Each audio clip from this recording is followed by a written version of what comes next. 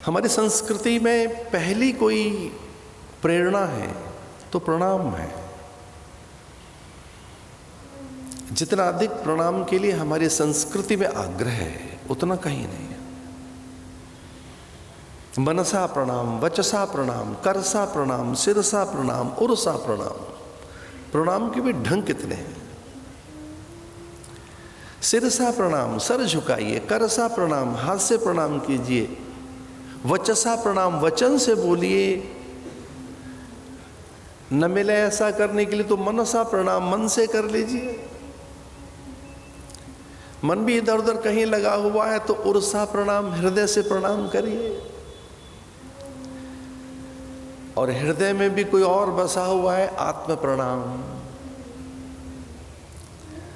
अपने भीतर प्रणाम की भावना रखिए, झुकने की। तो प्रणाम किसको होता है? विभूति को, विद्या को, श्रेष्ठता को प्रणाम होता है। आयुर्विद्या यशोर बलम। प्रणाम करने वाले व्यक्ति को चार चीजें मिल जाती हैं: आयु, विद्या, यशोर बलम। आयु का आशय यहां एक उस जीवन से है जिसमें स्वास्थ्य रहे, गुणवत्ता रहे। आयु का अर्थ है आयुष्य से है, स्वास्थ्य से भी है, निरामयता से भी है कि आप में आपका ऐसा कृतत्व, ऐसा व्यक्तित्व रहे उस जीवन में कि आप जीवंत रहें, वो महनीय रहे, उल्लेखनीय रहे, कीर्तिमान स्थापित हो उसमें, वो अत्यंत उपयोगी हो, उत्पादक हो। क्योंकि आयु है कितनी, आधी तो नींद में चली गई, बचपन ऐसे ही चला गया।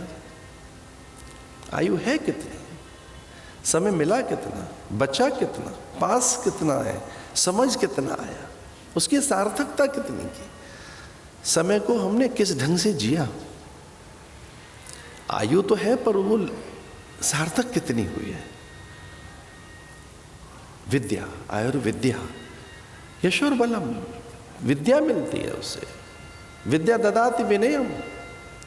विद्या आएगी तो पात्रता आएगी, विनय आएगी, ह्यूमिलिटी आएगी, हम्बल बनोगे, पोलाइट बनोगे, एफिशिएंट बनोगे, लीनिएंट बनोगे, कमिटमेंट जगेगी, लॉयलिटी जगेगी, ऑनेस्टी आएगी। ये है विद्या।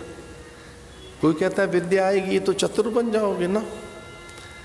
निश्चल, निर्दोष, सहज, स्वाभाविक, नैसर्गिक। विद्या आते ही आप बहुत नैसर्गिक बन जाएंगे। विद्या आपको नैसर्गिक बनाएगी। चातुरता नहीं लाती विद्या। विद्या से आप क्लेवर नहीं बनेंगे। नहीं नहीं नहीं, निश्चल, सरल, भोले। जो विद्याधर है वो भोले, भोले बाबा जो ज्ञान का देवता है, कितना भोला है, कितना सरल है। यशोर बलम, यश फैल जाएगा चारों ओर। जो सद्गुण है और चरित्र है वही आपका पता है। सुगंध स्वयं में एक पता है। सुगंधा अपने में एक पूरा पता है, वो एड्रेस है। इसे फूल कभी अपना पता नहीं बांटते। तितलियों को, भ्रमर को, मधुकर को, मधुमक्खियों को, कवियों को, विचारकों को, मनीषियों को, तत्ववेत्ताओं को, लेखकों को अथवा उपासक अर्चकों को कि मैं खिलूंगा और यहां आ जाना। सुगंधा विकिरित हुई तो मधुकर, तितलियां, भ्रमर सब पहुंच गए। तो चरित्र जैसे ही आप में से निकलेगा, प्रणाम से चरित्र, उच्चता,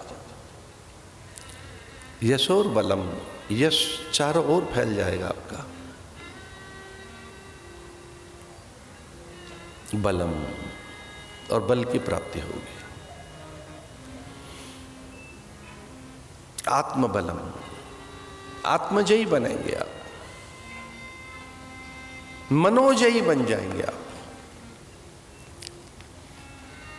और मनोजयी का होने का अर्थ है कि कामजयी होना।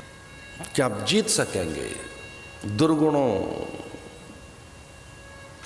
से निकल सकेंगे, दुर्व्यसनों से, दुरावस्था से, हताशा और दैन्य से, अज्ञानता और विकलता से।